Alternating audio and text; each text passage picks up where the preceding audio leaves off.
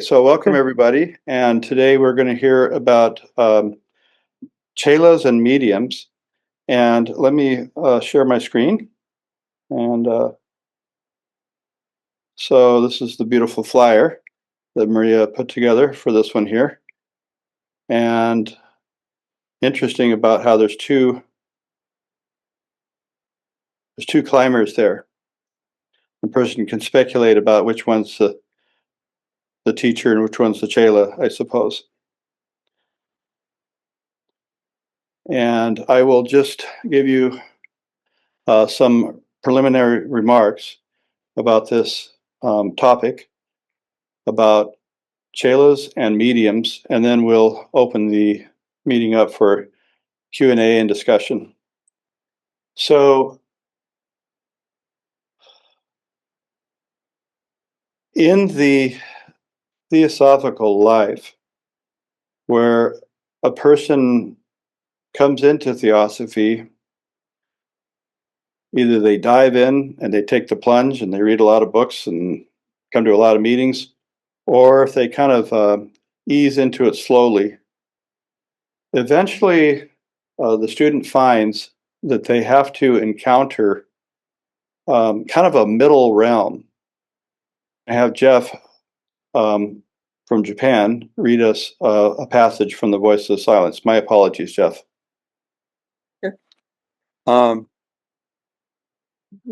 this is from the first book of the Voice of the Silence.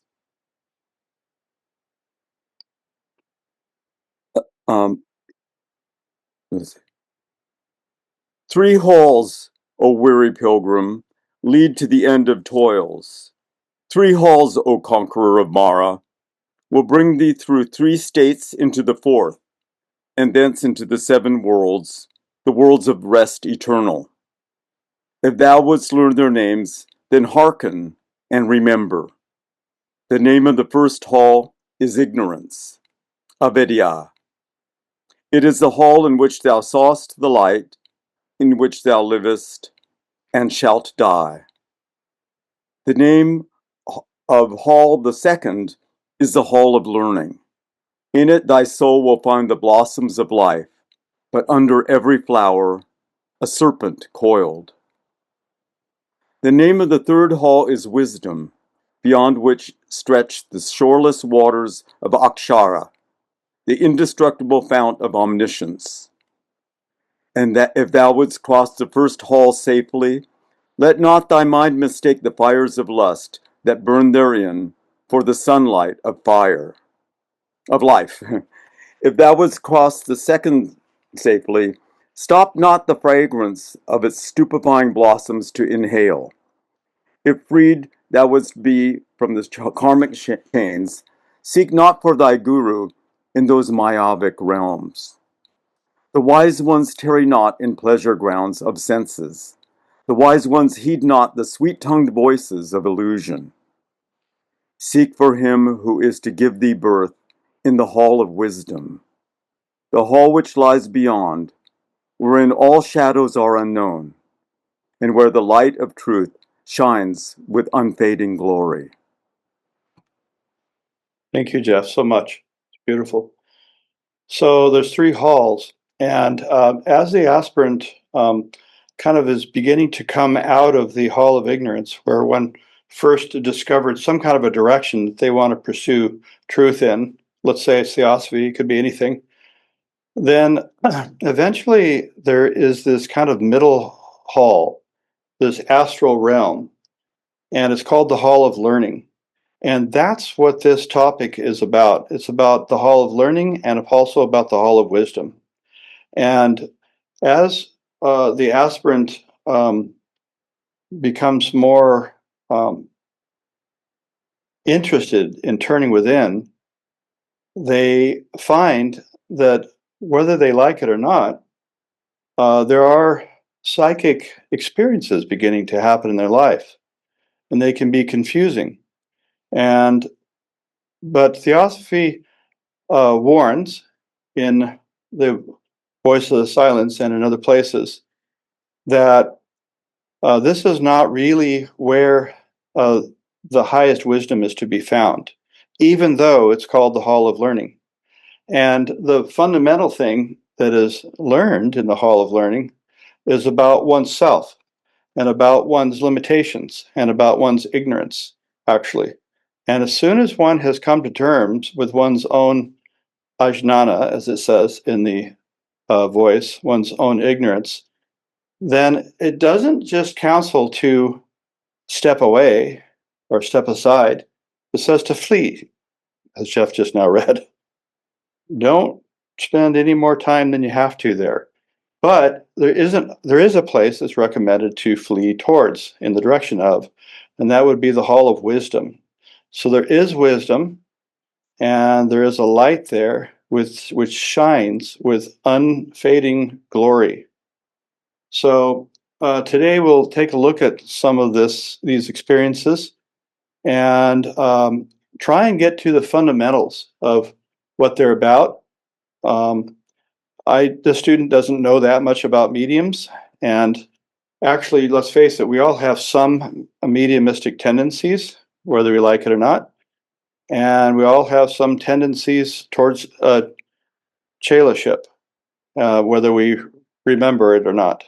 In some lifetime or another, we must have been some kind of a student of this deeper study, or else we probably wouldn't have kind of gravitated into this kind of an orbit of studying theosophy. Now, that doesn't mean we're some great high being or something like that, but at least it says probably that we've been asking these similar questions in previous lifetimes. And we have kind of decided that, you know what, theosophy is pretty remarkable. And these beings who brought it into the world are pretty remarkable. And this is a direction for me. So let's take a look at what theosophy says basically about mediums and chelas. And I would refer to the 10 principles of psychology. And HPB actually calls them the 10 principles of philosophy. I think it's on page 597 of the Isis Unveiled. And she talks about how that there's these 10 principles, the first of which is that there are no miracles. And that's kind of a platform from which to use as a foundation for this entire conversation. Another principle is that nature is triune. And in another place in Isis Unveiled, HPB says that the trinity of nature is the lock, and the trinity of man is the key to the lock that fits the lock. And so that happens to be the third principle of philosophy, the trinity of man. And I'm not going to go through all the other 7 ones, but just suffice it to say that she says that adeptship is the opposite of mediumship. So that's something to work with. So there is, you could say that there's a continuum of adeptship on one end and mediumship on the other. And it has to do with the use of the human will. And specifically in relation to that, the adept is not only a student of nature, but becomes an ally of nature, a friend of nature, and a teacher of nature. And nature becomes the pupil of the adept. And this is not necessarily the case with the medium. So right away we're drawing some distinctions here between the adept and the medium. Now, our talk for today has to do with the idea of a chela, but a chela is a student on the path to adeptship. So it's really kind of the same thing up to a certain point, and we'll just draw some distinctions later. So there are different kinds of mediums. Some of us are latent mediums, and as we said before, perhaps some of us are latent chelas. Some are mediumistic by heredity, you could say. Somebody will say, well, my mom was kind of like that, or my father was like that, or whatever. Some of us are become self-developed mediums. In other words, the more they get involved, the more facility that they have in the arena of downloading spirits, downloading the influence of elementals, of exploring the astral light. And it all has to do with electricity and magnetism. And um, this idea of positive and negative, and or active and passive, all this is kind of speaking the language of electricity, positive and negative, like an electrician would deal with, or attraction and repulsion. That's like the language of magnetism. So electricity and the physics of electricity and magnetism and the reality of electricity and magnetism at higher, more ethereal levels, the physics of that and the metaphysics of that is what kind of is the criterion by which one can assess mediumship versus chelaszip. Also, seers and adept seers are able to look into the aura, so to speak, of a given medium, and they can tell how much of the higher principles are present or not. And as we know in Theosophy, there are 7 principles, 3 of which are part of our immortality, and 4 of which are part of our temporal personality. And if a person is only displaying the lower principles, per whatever it is that these seers can see, then that's a passive form of mediumship. There is such thing as astral intoxication, and it is warned against. It is apparently a realm of intoxication, much like there would be involved with alcohol or any kind of a drug, where there is incredible stimulation, but also incredible risk. And so we are warned against astral intoxication. I think another way of thinking of that and a usefulness of that kind of language would be that it's a kind of intoxication that could probably creep up on a person and unbeknownst to them. And so that's why it's especially dangerous. One other point we should bring out would be the difference between mediumship and mesmerism. They both have to do with the will, and the medium, the less will that they are using, the better the results in terms of whatever that they are downloading from the astral spheres. And the more passive a medium is, the better the results. At least that's what I picked up from Isis Unveiled. Whereas, by contrast, with mesmerism, the more that the will is involved, I mean, it requires the will, the human, and the will is a very mysterious topic in Theosophy. And there's no textbook on the will. You could say that Patanjali's Yoga Aphorisms is the closest we have to that. But scattered throughout the literature, there are some very important tips about the human will. It has to do with the very highest aspects of our spiritual nature. So it isn't just willfulness. It's something that's tuned in to that which is the most divine in ourselves and in nature. In case of mesmerism, in this case, the will is very much involved.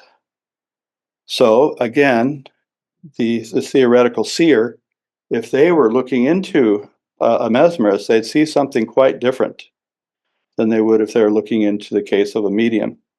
So it really has to do with physics. It doesn't have anything to do with fantasy. It has to do with vibration. And there are knowers of this kind of wisdom. Now, getting into this idea of a chela, as we said, it's an apprenticed adept. And you're going to hear tonight about different terms, medium, mesmerism, Chela, adept, Mahatma. These are all terms for different realities. And it would be that way in a philosophy that embraces this idea of spiritual evolution, which has to do with the amazing potential of human evolution that lies before us if we should choose to embark in um, that path, the path, as it's called in Theosophy. What is a Mahatma? A Mahatma, and how do we get to know a Mahatma? Because that might be, a question that one might ask about when they're thinking about chelas, right? First of all, we hardly really know what we're even asking when we ask this question, because we're dealing with beings that are so trained in spiritual knowledge that they have evolved themselves over so many lifetimes and incarnations that we have no idea what a Mahatma really would be like. We had some inkling of what at least a messenger of a Mahatma would be like when we read the writings of H.P. Blavatsky, and we have some inkling of what the Mahatmas themselves are like by reading the Mahatma letters to A.P. Sinnett. And even then, we're probably only getting 1/10 of 1,000th of 1% of the potency of these kind of beings. But suffice it to say, they were once like us. So they're not from another sphere or from another planet. They're part of our group of humanity, but they are pioneers. They have gone ahead. They are those who have gone before. So these are a few preliminary remarks before we get into what the qualifications might be to become a chela. And the reason what we're getting that from is from the crest jewel of wisdom. And Sri Shankaracharya talks about that there are 4 qualifications to become a chela. And the first 2 of which are viveka and vairagya. So half of them already are those 2. And they are like, they both start with V. Another way to remember these concepts is in English is discrimination and detachment. So viveka is discrimination and vairagya is detachment. Shankaracharya says that these are really the most important things that you have to be any kind of a chela or a student of the masters. In Theosophy, there are a few chelas that are mentioned, not very many. There is Damodar K. Mavalankar. HPB wrote of him that if for no other reason for the Theosophical Society, the headquarters to have been moved from New York City to Adyar, it was the fact that it had to do with the Mahatmas being able to find Damodar K. Mavalankar. That's how important HPB thought that was, and how sacred that is when a chela comes into the orbit and becomes an accepted chela of the Theosophical Mahatmas. William Kwan Judge was said to have been such a chela. And actually, Mavalankar and Judge had a correspondence.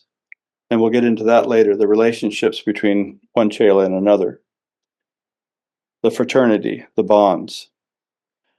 Another chela that has been mentioned is Bhavani Shankar and his works on the Bhagavad Gita are pretty remarkable. He is actually known to have come to the ULT in Bombay on White Lotus days.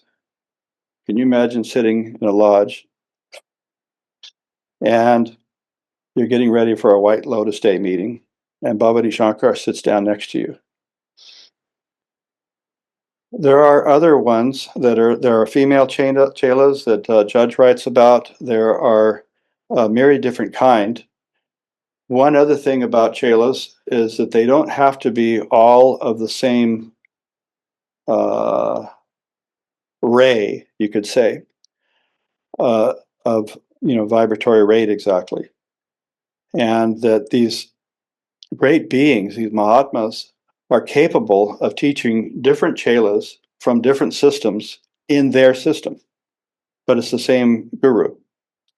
So, for example, HPB it talks about in the Mahatma letters, in letter 85, was taught as a Buddhist, and she sat side by side with Tisu Barao, who is taught as a Vedanta scholar. They were both taught in their respective uh, streams. And so there's universal brotherhood just built into that. And the reverence for these chelas for one another is rooted in the reverence of these chelas for their teachers. So without the reverence for the teachers, the horizontal lateral reverence for the students of these teachers couldn't really exist.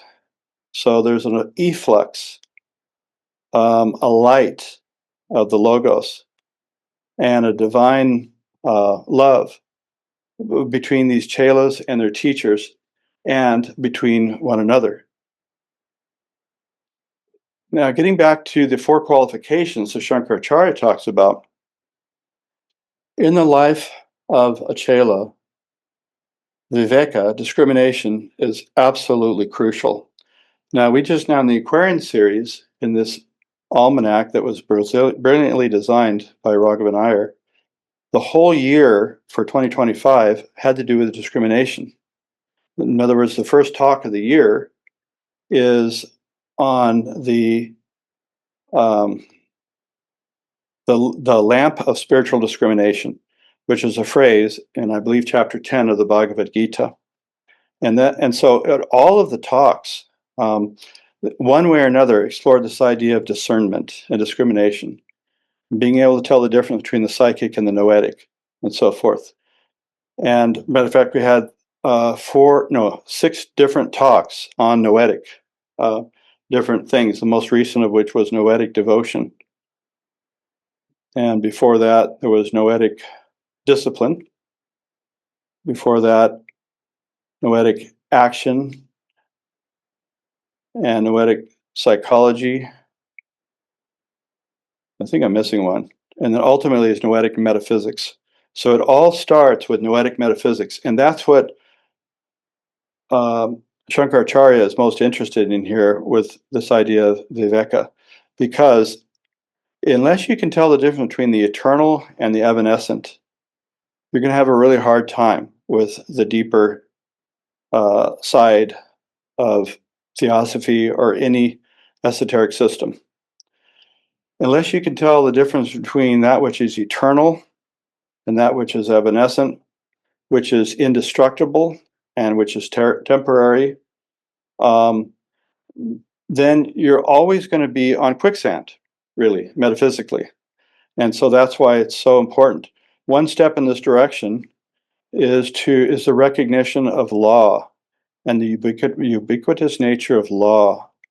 And that is something that is eternal, but it's something that we can see in the second fundamental proposition, that it is something that occurs everywhere. So it's transcendent and it's immanent at the same time. Now, the second qualification for chelaship, according to Shankaracharya, is vairagya. And that is very similar to the viraga in the the fourth paramita in the voice of the silence. You could say that it goes a step further.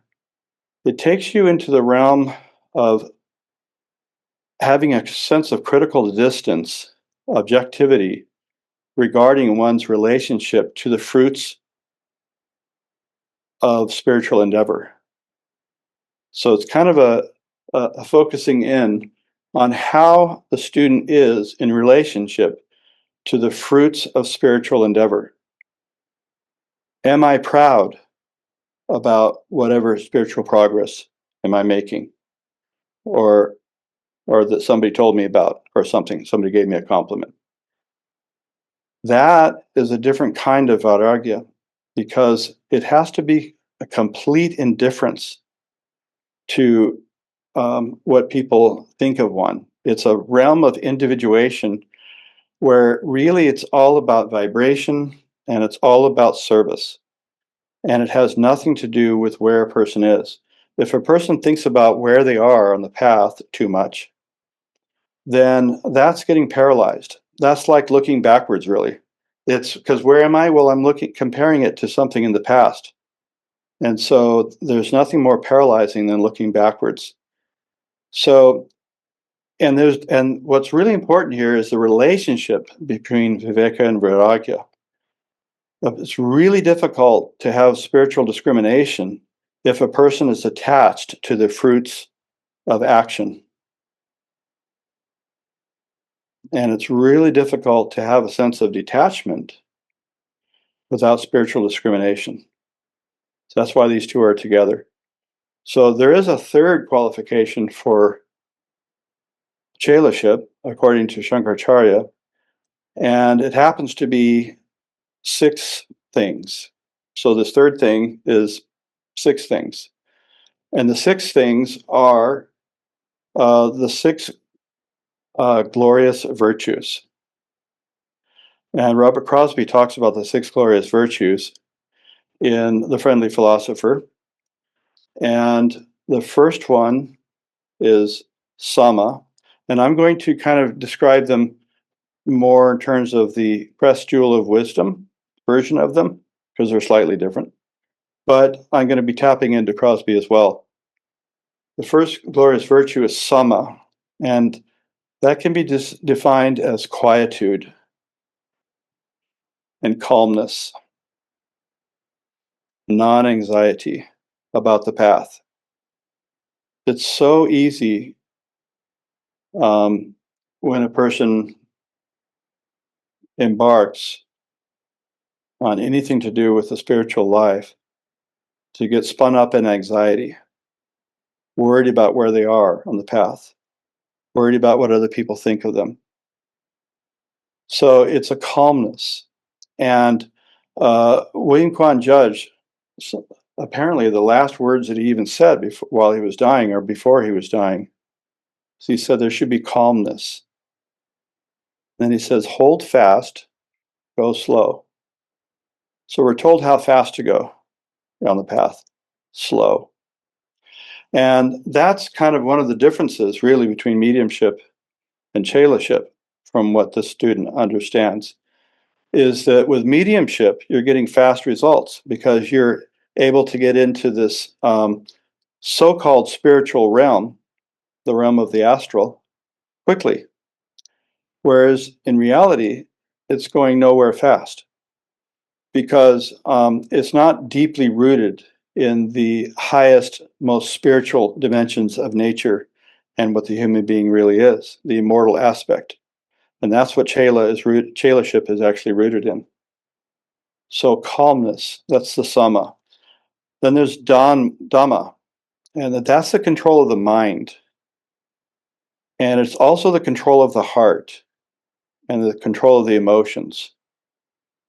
There's something about the mind and the emotions that can just turn into a runaway wildfire where fear gets involved and a person starts making hasty choices and precipitating things, lines of karma that they never thought that they would be involved with. Saying things to people that hurt their feelings, things like that.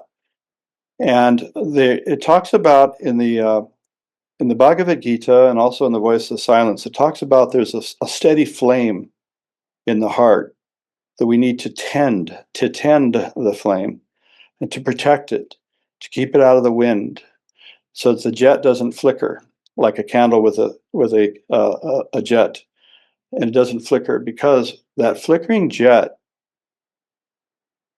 can create shadows that dance on the walls. And this is all, mystical kind of language, but it's unsettling, wherein a person can be thrown off balance. And the analogy in the voice of silence is that the mind can become like a mad elephant raging in the jungle. So it's quite the spectacle. And we all know that sometimes we get kind of out of control like that. But the good news is that it's possible to kind of anticipate this and to tame the mind, kind of like taming an elephant, one supposes. Now, the third of the glorious virtues that Shankaracharya talks about is uparati. And that's the one that says that we have to start not leaning, we have to cease leaning on externals, on crutches. And the biggest, most tempting crutch is traditional Orthodox religion.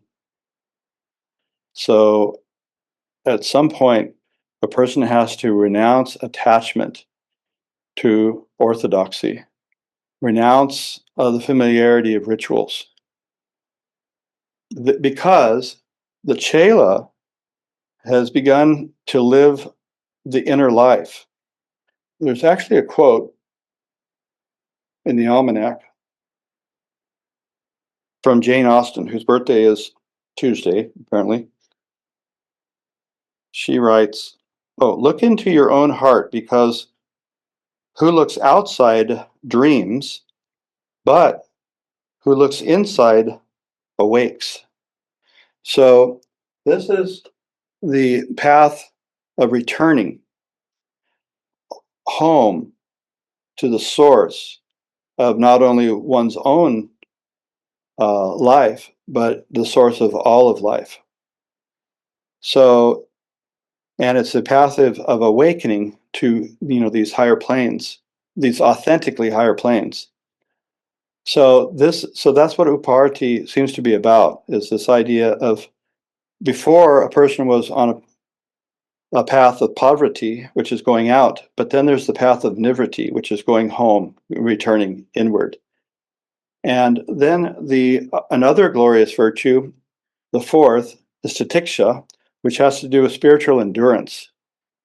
So that a person, it's probably something like right effort in the Eightfold Path, is pacing oneself, being aware of one's own plastic potency, which is that one's changeable flexibilities, and to be aware of them. What are the brittle points? What can we do? And to not overexert, but to not underexert, to calibrate the correct amount of tension in the path of spiritual growth. So that would be titiksha. Another one that we could talk about would be shraddha. Now, Crosby has that one last, but I'm just going to say it in the order that Shankaracharya has it in. Shraddha is very interesting. It's faith. Shraddha is faith. And it is faith ultimately rooted in one's own power to learn. Now, technically, it's faith in the teacher's power to teach. But according to Crosby, our faith in the teacher's power to teach is really a projection of our own faith in our own power to learn, and which in turn really is rooted in one's faith in the power of spiritual knowledge to transform. If a person is really tuned in to how potent spiritual knowledge is for self-transformation, and to get one on a solid footing towards real service, then a person will have faith in their teachers, because they will see it, they will recognize that in their teachers. Why? Because they recognize it in themselves. So it's a resonance. So it isn't a false thing. It's not a sense of being a sycophant in relation to another human being. It's just seeing what a person sees. It's seeing with the physics of what's going on.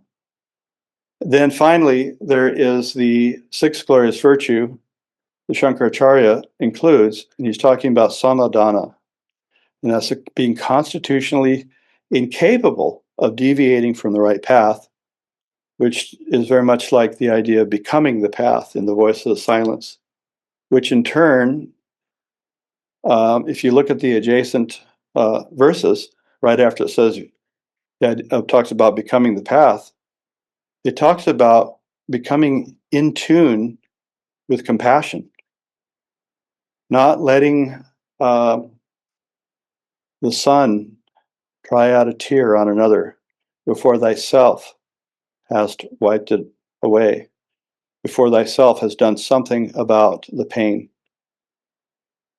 So this is the idea of the path not being something extraneous, but one becomes the path. And one becomes so much part of the path that they can't deviate from it. It becomes the whole of one's existence, really. And then the fourth, now, so okay, we just did the sixth, which is constitutes the third qualification of chelaship, according to Shankaracharya. The fourth is simply one thing back again, and that is the incredible longing that the disciple must have for liberation. But it isn't just a selfish liberation, because Shankaracharya, in another place in the Crestula of Wisdom, talks about the inherent will of Mahatmas. What is their inherent will? And that is to relieve the suffering of mankind, like the ambrosial rays of the moon, having a cooling effect from toilers in the hot, dry sun. So that's kind of a mirroring in Shankaracharya, the idea of the bodhisattva in Mahayana Buddhism. Shankaracharya says a couple of other things. He says there's three things that are very difficult to obtain, actually. And when you hear them, we're going to think, wait a minute, how hard is that to obtain? But according to Shankaracharya, it is. One is manhood. We think what he means by that is just to have a body. It's not that, it can't be taken for granted that one will be easily can incarnate into a body. Maybe there's a context to that. Incarnate into a body where one can actually have some kind of footing that one can find wisdom. But the second one is it's difficult to recognize within oneself the longing for emancipation, the longing for spiritual truth. So many of us are born into situations where we come close to it, but then we get involved in all kinds of projects, all kinds of busy things, and we get distracted, maybe for lifetimes. So Shankaracharya is just saying, carpe diem. If a person comes into this orbit of wisdom, seize it. Don't take it for granted. And finally, the third thing that's difficult to attain, according to Shankaracharya, is access to masters. So that could be access to real spiritual teachings, like in Theosophy, or it could be access to masters. Now, there's a quote in the Aquarian Almanac, and it's from Raghavan Iyer. It says it's from Hermes, but it's a lead quote for the week. It says, Masters come to train disciples in the intelligent service of humanity, not to relieve the burdens of those who refuse to exercise their own powers of choice and self-determination. So they don't come as personal salvation machines. They come to people, they come to humanity because they know that there's a certain quantity of souls, of reincarnating souls, who want to be trained in the intelligent service of humanity. So there's two ways to do that. One is to go out and try and serve humanity. And you learn this, and you go to the school of hard knocks. I call that UHK, University of Hard Knocks. So you try this, you try that, trial and error. And that's great. You might get lucky. But there is an institution, the spiritual institution embedded in nature, where higher beings assist other beings, aspiring beings, on an accelerated course of the intelligent service of humanity. And that's the curriculum of Chelaship. And it has nothing to do with personal salvation and things like that. It doesn't have to do with shortcuts. I said accelerated only because it's faster than it would be if a person just did umpteen lifetimes of trial and error, if that makes sense. So these are some preliminary words. Now, all of this has to do, you'll hear in mystical language about the right-hand path and the left-hand path. And we're going to hear something from the voice of the silence that pertains to that.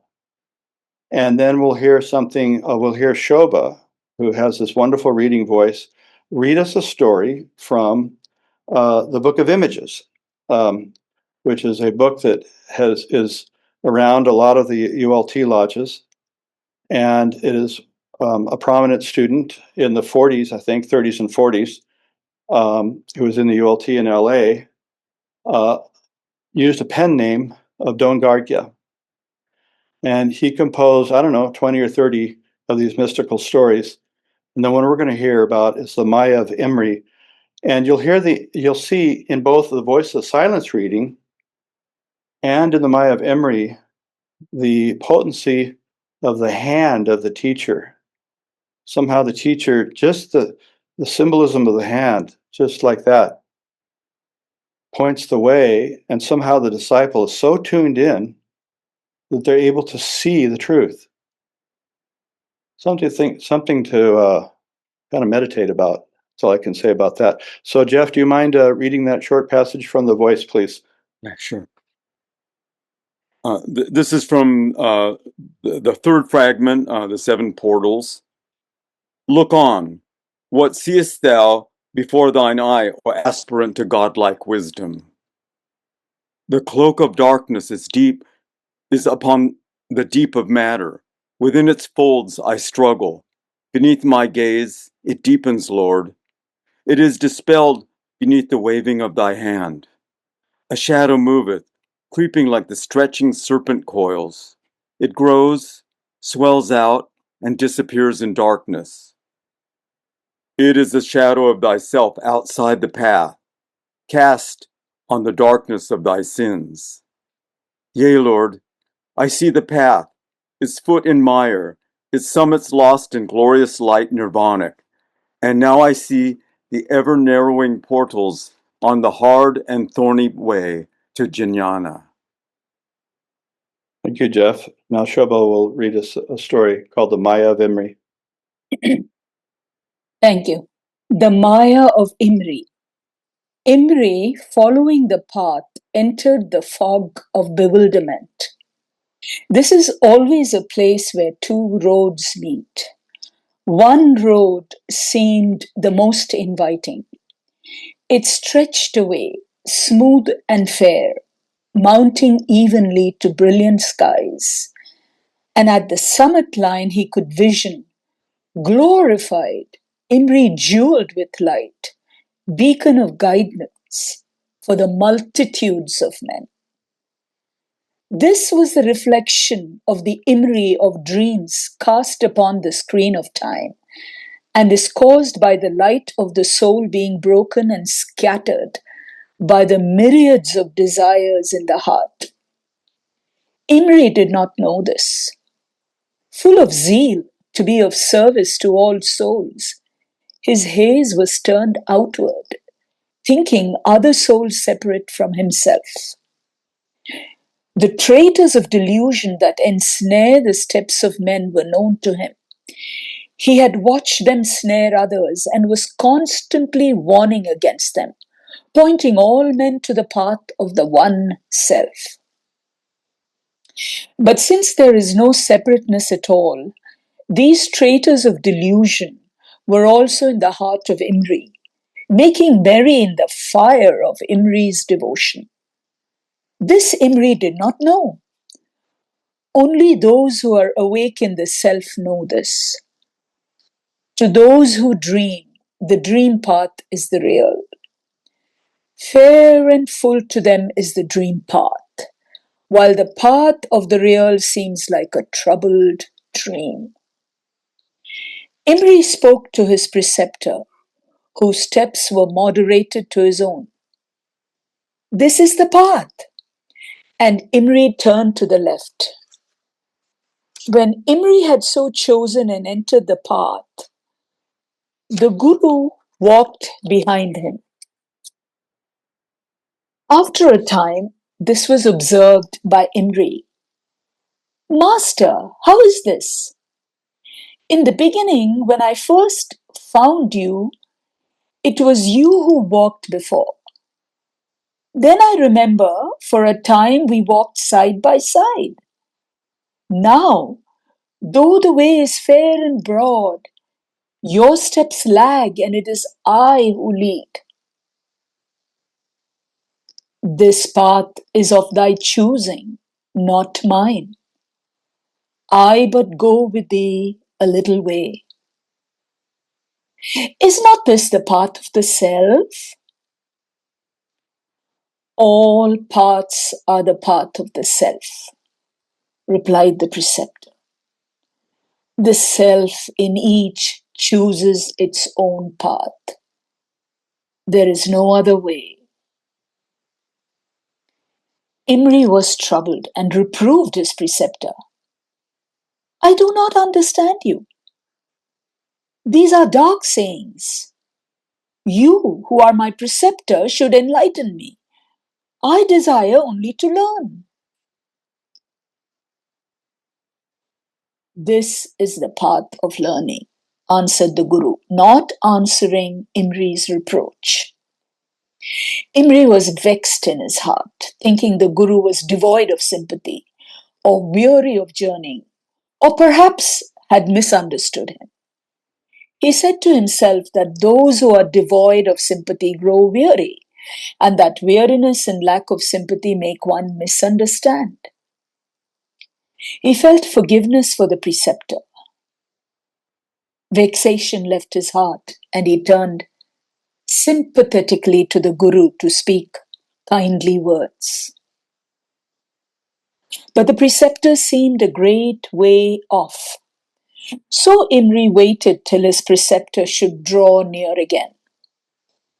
But though he waited a space, the Guru seemed no nearer. Vexation again rose in the heart of Imri, calling attention to the delay in the journey and suggesting that it would be better to proceed so as to prepare shelter at the day's end for the preceptor. Imri felt a glow of satisfaction in this thought and resumed his march. When night came, Imri looked once more at the summit of the dream self. It stood crowned and radiant, but higher in the heavens than at starting, and while he gazed, further than ever away. He had marched all day with full vigor, and this seemed strange, for the way had been level and fair. He made haste to prepare shelter for the night, thinking extenuations for his preceptor and pondering the questions to be asked in the evening's repose. But When the darkness spread the curtains of the night, the preceptor was not yet come. Then Imri feared that misfortune had come upon his preceptor. Instant anxiety for his welfare opened the gate of memory. Imri searched in thought over the day's path, then sped him over their past wanderings to the time of his first meeting with the Guru. His heart warmed in the immediate memorial presence of benefaction received. From the fire of his gratitude, the traitors of delusion fled in haste. Imri rose and retraced his steps out of gratitude to the preceptor to find him and aid him to shelter. In all this, Imri had no thought other than gratitude. Though desire still lay hidden in his heart, Imri did not know this and therefore did not dream that he had strayed from the path through wrong choosing. In dreams, the path of the dream is the true path. The real is the path of waking. Nevertheless, the path of waking lies through dream. How could it be other than this if the life of men is a dream? Imri did not know that the ladder to waking from dreams lies in gratitude. He felt only gratitude, not knowing where it leads and not thinking. Shukra, the star of evening, lighted his path. Before the star set, Imri found the preceptor. Imri thought that the Guru had hastened his steps, finding him quickly. This was not true, for the preceptor had not moved. Only Imri had marched long and returned. Without moving is the journey on the path for those who have found the path. Long is the journey of those who search for the path. Desire had taken Imri on the day's march. Gratitude had cut with a sword the return. Imri found the Guru again through gratitude. I thought I had lost you, my master. Where have you been in the day? We must hasten our steps to the shelter I prepared for you and for me. Let me help you the rest of the way. Look, said the preceptor, smiling tenderly. Imri felt a great lassitude from relief at finding the preceptor and from his long march. He looked where the Guru was looking, over the path he had followed and from which he had returned. Beneath the gaze of the preceptor, all things were clear in the darkness of the night and clear in the languor of Imri. Imri saw that the path he had followed was the myriad path of the desires, hid in the heart, made golden by the light of the soul. The far summit of his dreams was the egotism of the head, desiring eminence. The multitudes for whom he had seemed as a beacon of guidance were other men following dreams like himself. Each one of the multitude saw himself as Imri had seen himself. Each aspired to the path, and each saw him leader of men. Then humility was in the heart of Imri, and the sorrow of all souls was his. For he saw that the path he had followed led ever downward, and that most men walk that way, following their dreams, thinking their dreams the path. Look further, said the Guru, speaking kindly. Imri saw a strange thing. Constantly, at each step that they took, there sprang up before each man of the multitude two paths, one broad and full and fair seeming, pointing straight ahead in the line of their desire. The other, mounting steep and abrupt, seemed to end or be swallowed in darkness. Few gave even one glance at the steep path. Most entered once the fairway which seemed straight, but which turned to the left. Master, teach me the meaning of this symbol. Why do all choose the smooth road and none try the rugged path? Dreams are born of the desires which are hid in the heart. All seek to enter the path, but they follow the voice of desire, which is golden and sweet and enticing, luring men on. The path is the service of soul. When men aspire to enter the path, desire dreams an easy path. Why do not the masters and gurus restrain them and show them the path of duty? It is the master in the heart of each, which offers at each step that men take the steep path you have seen. Cannot men see the true path? They see, but they do not consider because of the desires hid in the heart. Why do not the masters speak, showing the true path? In their dreams, desire, clothed in the light of their souls, seems to them the master.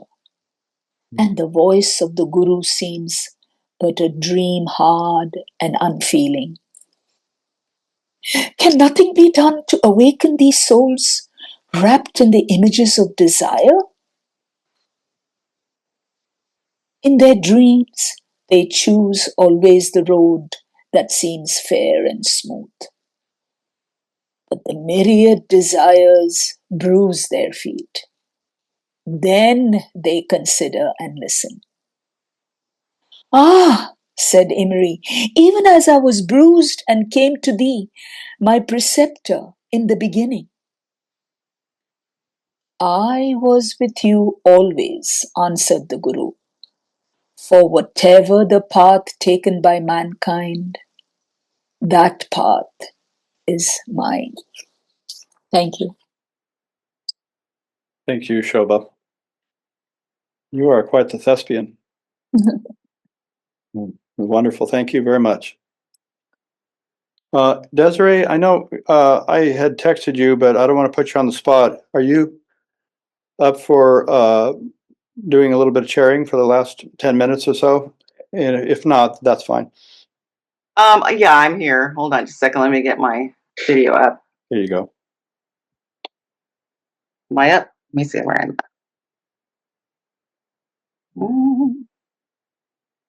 I'm not sure where I'm at. Oh, okay. I'm here. That was beautiful. My goodness, Shobha. You had my attention from the first word to the last.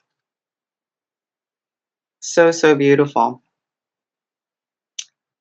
You know, I was going through some of the Sama, Dhamma, Shraddha, and when Shobha was telling the story, one of the concepts that came to mind was actually faith. The faith in knowing, always knowing, that the teacher is with you always. And I wonder if that can make a difference in terms of if we can start out with that faith in mind, if that might bring some calm to the student, that might bring some patience to the student, and above all, it will bring gratitude. Because it seems to me, when I think of the paramitas, I think of them as one paramita being expressed perhaps as 6 or 7 or however many, but they're really one because they synthesize one sound, and that sound is Buddhic. It's a Buddhic sound. But it almost seems to me that they culminate in this sense of eternal gratitude. So, and either one of you can respond to that, but just how important gratitude, and I mean sincere, loving gratitude, is to this whole scheme.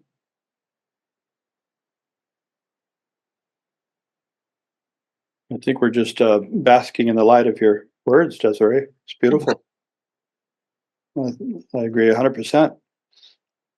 You tied together about 3 different or 4 different things into a beautiful thing, all synthesized in gratitude. The student sometimes thinks that the teacher has abandoned him, at least in that story, but he didn't. The teacher was there. The teacher was not a helicopter mom. Just let him go ahead. Like in that flyer that Maria did, with the 2 climbers. My understanding is that the Sherpa is often the one behind, because they're watching what the climbers do, ahead of them is doing, and they can give them some tips, So they're not just out in front saying, "Check me out, watch my feet." No, they're just back there, kind of watching, but they're not. They certainly have not abandoned uh, their companion.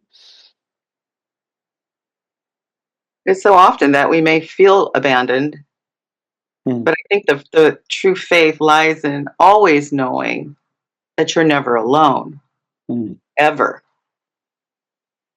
And that parent is based in an eternal love and compassion. All of life. Well, any questions out there? Judy's Here got we got Judy. Hi, Judy. Oh, hi. Thank you for a very beautiful program on jailership. It's very moving, and I guess we can have gratitude and never feel alone because the guru really is our higher self within, and that's why we're never alone. I mean, it's said in the voice of the silence, the teacher can but point the way. The ways and means must vary with the pilgrim.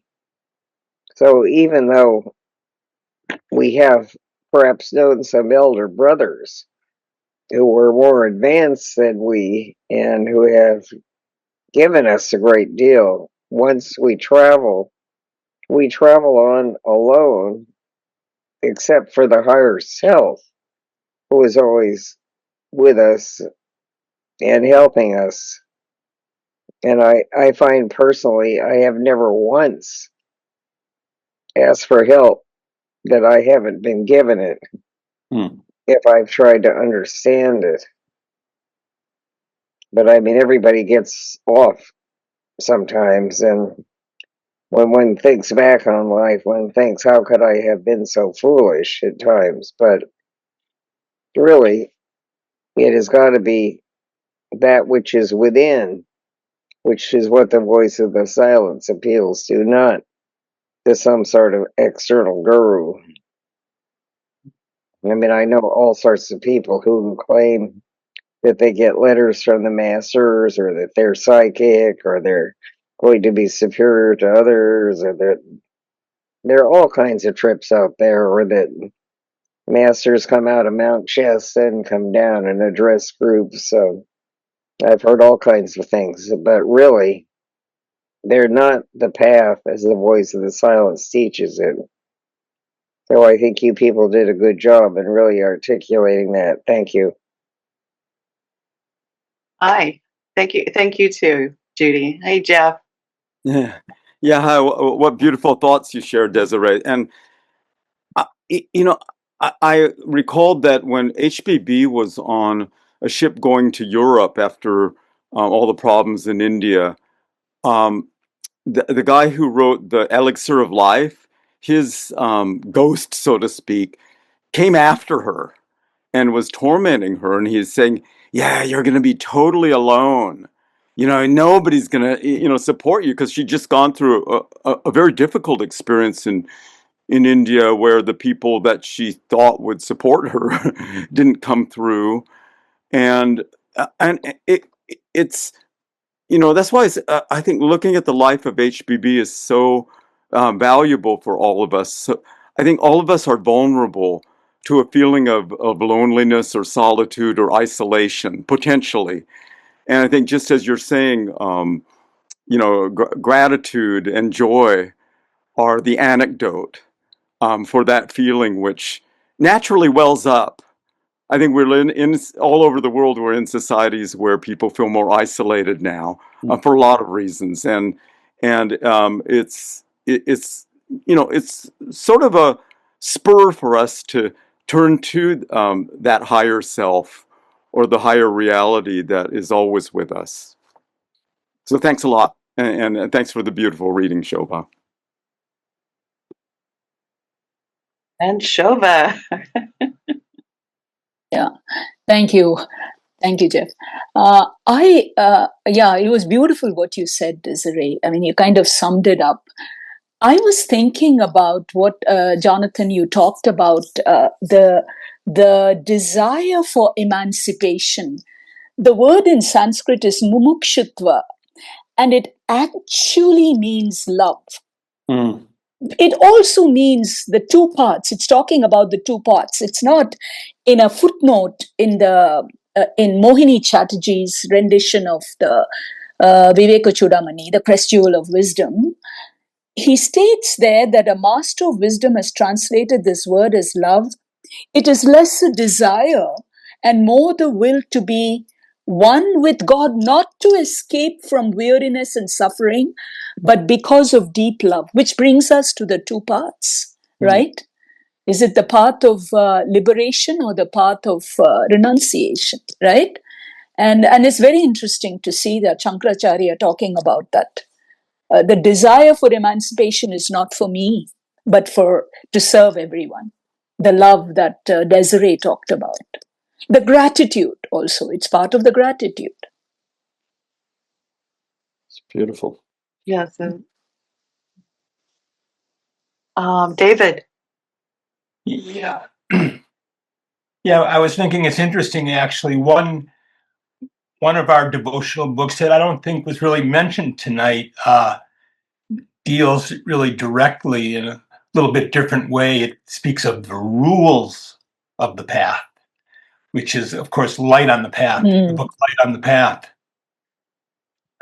So I just thought I'd mention that. Just it actually gives the rules to tame the lower self, you might say. Just a few of them. We're all familiar with these probably, but they're tough. Yeah, that's the only way I could put it. Kill out ambition, kill out desire of life, kill out desire for comfort. But then the paradox: work as those work who are ambitious. Respect life as those do who desire it. Be happy as those are who live for happiness. So it's not that we're to abandon the world, but we're to not be taken over by it. And really, the Chela, it seems to be one who's working in the world. Anyway, just some thoughts on that. Yeah, there's one of them. I'm trying to think of which one it was. Oh, this thing about the viraga. It isn't just detachment. It has to do with not being attached to indulging in the fruits of one's spiritual accomplishment. So that would be the problem of rights and the personal problem of I have a right to this and I have a right to that on the spiritual path. I'm entitled.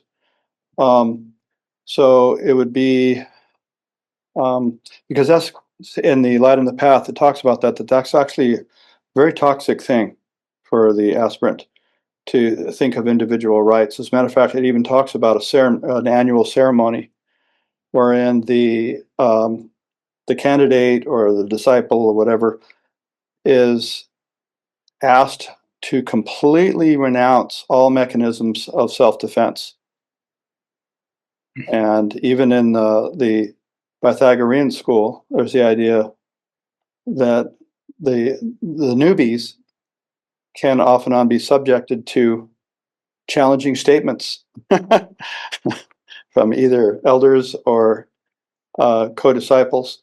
And the idea is to learn to not defend oneself at all times, but to learn to defend the guru.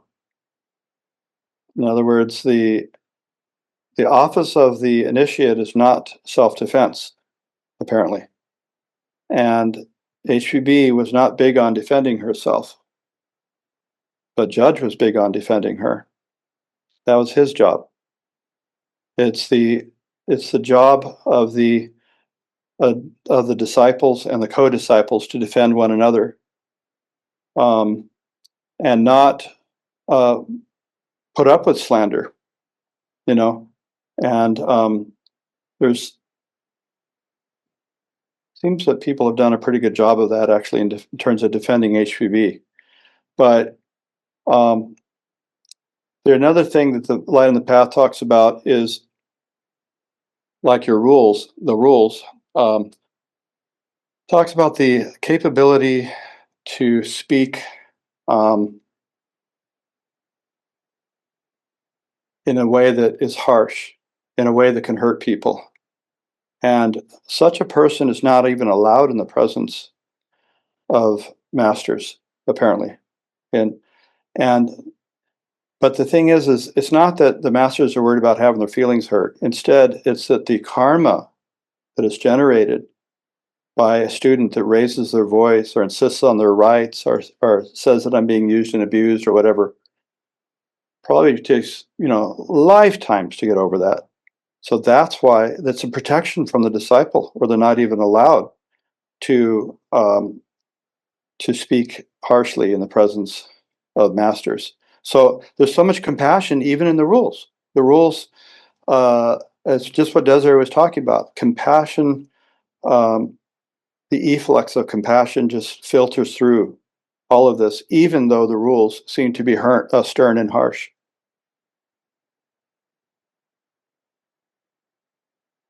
We probably are pretty much out of time, but Desiree, do you want to go ahead and let Odd have the last word? Just want to wish everyone a marvelous evening. I'm going to be heading off myself to a white elephant party. So enjoy. Be lighthearted, be humorous, and love. And next week is Rebirth in Christos. So you're all most cordially invited. Night, everyone. Happy holidays. Thanks, Alexis. Thanks, Jonathan. Thank you, Deb. Thank you for doing that. Beautiful. You have a wonderful, rich voice.